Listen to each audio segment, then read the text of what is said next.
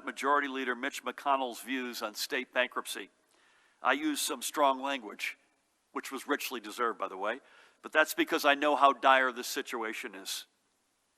I have been clear for weeks that if we do not get significant, direct, and flexible financial support from the federal government, we will be forced to make many difficult decisions about programs we all rely upon and which we will lean on in the months ahead. And I know that doesn't just go for New Jersey. It also goes for many of our sister states, red and blue alike. Unfortunately, if it wasn't bad enough yesterday when Senator McConnell was talking about bankruptcies, and by the way, Senator, if you are watching, remember you are from the party of Abraham Lincoln, of Theodore Roosevelt, and Ronald Reagan, three American presidents who, when faced with challenges, found ways to meet those challenges, to be greater than the challenges, to rise up. This isn't about partisanship. This is about America and doing what's right in our values, not just here in New Jersey, but across our country, and looking to history to find role models. What better role model than Abraham Lincoln? What better, who freed the slaves, who kept our country together in Civil War, or Theodore Roosevelt? The environmentalists around this country to this day look to him for leadership.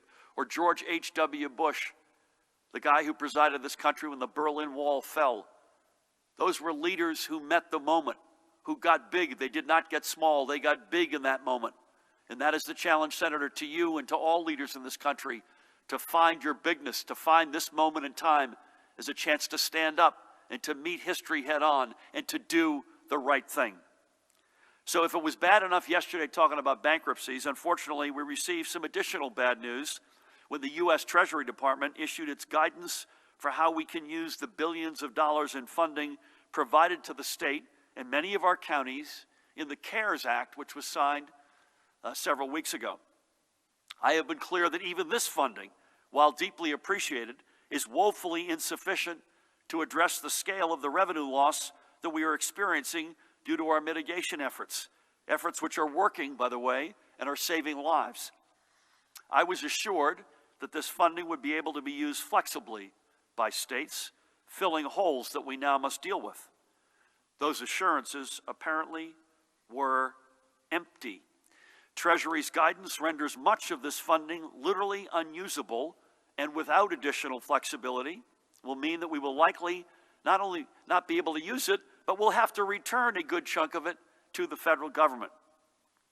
Let me explain in case you're wondering what this means. Unlike the federal government, we can't print money, by the way. The federal government can also run trillion-dollar deficits every single year. New Jersey can't. By the way, just like New Jersey's families, I might add, have to budget based on certain income and certain expenses. And for the past 2 years, we have done something unique for New Jersey. We actually put some money away for a rainy day. When we close our economy, as we have had to do to crack the back of this virus and to slow its spread and to save lives, that income goes away. If the federal government doesn't do its job and support New Jersey's families, we may not be able to keep our teachers, cops, firefighters, and paramedics employed, the very people who are on the front lines every day. And we'll have to send this money back to Washington. Sadly, the message from Washington to our first responders and to our educators and to others on the front lines is clear. As you work tirelessly to stop this pandemic, to keep people safe, our national leadership thinks you are not essential, and in fact that you should fear for your jobs. And again, I was reminded by someone yesterday, whenever anything goes into bankruptcy or there's a financial catastrophe, the people who pay the biggest price are our seniors. Think about that as well. So again, let me be clear. $1.8 billion from the CARES Act several weeks ago, we're happy for it, but it was never enough to begin with.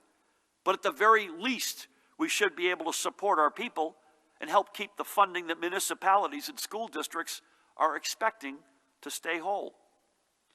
I and my staff have already reached out to Senate Democratic leaders Chuck Schumer's office. I spoke with Speaker Pelosi last night. We've been on with their respective staffs. We will not relent until the federal government provides the support we need to protect the services that millions of residents rely upon. And remember this, I and we will never stop fighting for you. We will fight this to the death. With that, please help me welcome